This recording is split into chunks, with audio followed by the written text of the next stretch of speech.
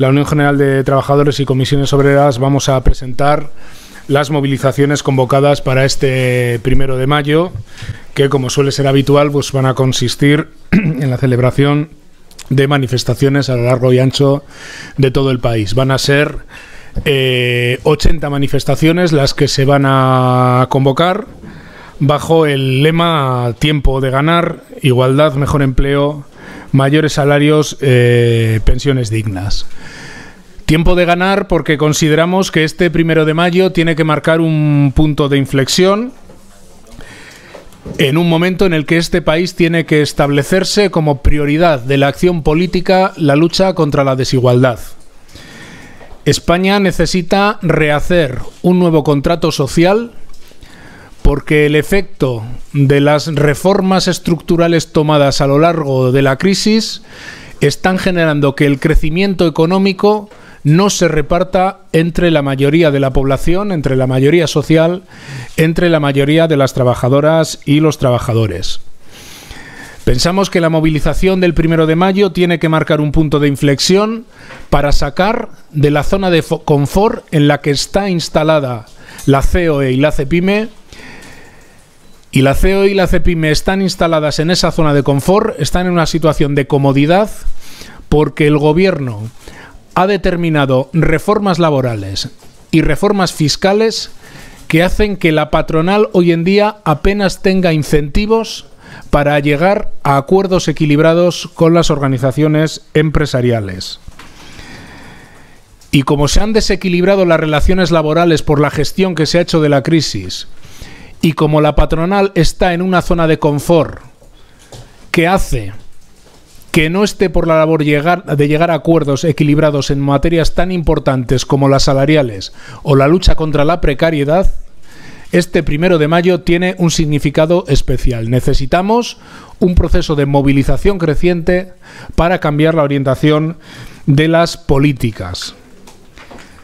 La calle tiene que llenarse de gente, de trabajadoras y trabajadores, de ciudadanía, para romper esta dinámica y esta inercia en la que está instalada COE y CEPIME, producto de las reformas, producto del sofá que le puso el gobierno para que se situara en esta zona de confort. El argumentario y los discursos que marcamos en nuestro manifiesto las organizaciones sindicales no son argumentarios basados en opiniones subjetivas, son argumentarios basados en datos reales y en datos contrastables, y son los que nos llevan a plantear que en España hay que cambiar las políticas económicas y las políticas de distribución de la riqueza y de distribución del crecimiento. Estamos creciendo en una media del 2,8% del PIB desde el año 2014. España produce ya más bienes y servicios que antes de la crisis. Y en España las empresas ganan 36.000 millones más de euros que antes de la crisis. Y sin embargo en este país los salarios siguen sin repuntar. El incremento medio de los salarios pactados en convenio colectivo es todavía insuficiente para las necesidades de la mayoría social y para las necesidades del país. Las pensiones se están revalorizando en un ridículo 0,25%. Y por tanto esto nos parece absolutamente impresentable en un país que, como digo, crece en torno al 3% y produce ya más bienes y servicios que antes de la crisis. Pero es que producimos esos bienes y servicios con más de 1 millón de personas de menos con un puesto de trabajo. Por tanto, la mejora de la economía, la mejora de la productividad en España se está sustentando en las espaldas de las trabajadoras y los trabajadores. Y en contra de discursos efectistas y grandilocuentes con esta cuestión, la brecha salarial y las diferencias en las condiciones de trabajo entre hombres y mujeres siguen siendo un problema enorme en el mundo del empleo, el mundo del trabajo en España. Por tanto, los sindicatos queremos tomar la calle desde un planteamiento de propuestas muy claras, muy concretas y muy comprensibles por la mayoría social y que responden, creemos, a los intereses de la mayoría social. Pedimos una subida salarial nítida a través del acuerdo de negociación colectiva que todavía no está en visos de solución. Los salarios tienen que recuperar poder de compra en la economía española, por justicia redistributiva, incluso por eficacia económica.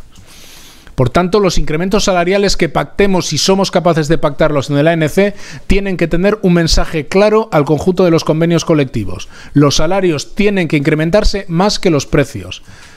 Los trabajadores y las trabajadoras en España tienen que recuperar el poder adquisitivo perdido en la crisis y particularmente los salarios más bajos se tienen que recuperar porque han sufrido el ajuste salarial de la crisis. El 10% de las personas que menos ganan en España ha perdido un 22% su salario real entre el año 2008 y el año 2015 y esto hay que revertirlo. Y por tanto necesitamos políticas salariales ofensivas. Y si la patronal no cede en la negociación, vamos a forzar movilizaciones en la calle para que ceda en la negociación. Necesitamos que los salarios mínimos en los convenios suban de forma importante. Subió un 20% el salario mínimo interprofesional para el 1 de enero del año 2020. Ahora necesitamos que sean los convenios colectivos los que sitúen salarios mínimos de convenio de 1.000 euros o del entorno de los 1.000 euros. Necesitamos no solo revalorizar selectivamente las pensiones, sino que el conjunto de las pensiones públicas en España se revaloricen y no pierdan poder adquisitivo. Y sobre todo necesitamos modificar la reforma de pensiones del Gobierno en el año 2013 para garantizar que en las próximas 3 décadas en este país va a haber un sistema público y suficiente de pensiones. Y necesitamos impulsar una lucha decidida contra la precariedad laboral. Y la lucha contra la precariedad laboral no se hace en fotos, en golpes de efecto del presidente del Gobierno reuniéndose con algunas trabajadoras de sectores particularmente precarizados. No se le puede decir a las camareras de piso que se van a tomar medidas para acabar con su precariedad laboral cuando la responsabilidad de que estas mujeres, como tantos otros colectivos precarizados, la responsabilidad de que estén cobrando los salarios de miseria que están cobrando es de los cambios que se han dado en la legislación legal por parte del Gobierno del Partido Popular. Que un convenio de empresa pueda tirar a la baja los convenios de los sectores o que en España las empresas puedan externalizar parte de sus actividades pagando salarios de miseria tiene que ver con la actual regulación legal, tiene que ver con las leyes que se han impulsado para bajar los salarios. Y por tanto, si de verdad el Gobierno quiere mejorar la situación de colectivos tan precarizados como las Kellys y tantos otros, lo que tiene que hacer es reformar su reforma laboral. Es derogar aspectos centrales de su reforma laboral.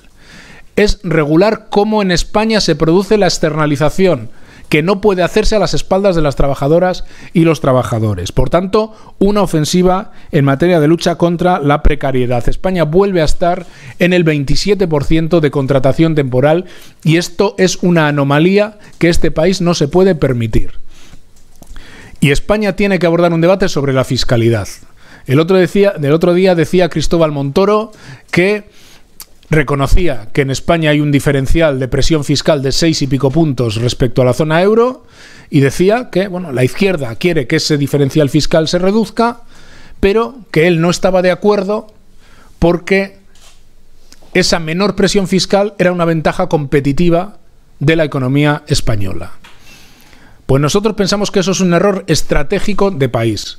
España no puede competir en el futuro por la vía de no pagar los impuestos necesarios para mantener un Estado social en condiciones y por la vía de devaluar los salarios. Necesitamos otra política fiscal y no hacer populismo fiscal para sacar adelante los presupuestos generales del Estado a costa de otorgarle a ciudadanos la pieza de reducir todavía más la capacidad del Estado de hacer políticas públicas. El populismo fiscal implícito en los presupuestos generales del Estado va a agravar las situaciones de déficit de inversión pública, de inversión social, de infraestructuras en el país. Por tanto, tenemos una batería de medidas absolutamente nítidas, claras, comprensibles por la gente, que vamos a hacer públicas y explícitas en el 1 de mayo. Y tenemos un mensaje asociado. O hay negociación para que el crecimiento se distribuya o va a haber conflicto. O hay distribución de la riqueza o hay conflicto. O se reparte lo que se crece o va a haber conflicto. Y el sindicalismo va a jugar un papel en ese conflicto creciente. Queremos hacer propuestas. Tenemos voluntad real de negociarlas. Queremos mejorar salarios. Queremos mejorar pensiones. Queremos atacar la precariedad. Queremos mejorar los servicios públicos. Queremos mejorar la situación de dependencia. Queremos mejorar o atacar la brecha salarial. Propuestas hay. Voluntad de negociar hay. Pero si la negociación no tiene recorrido, el conflicto va a ser creciente.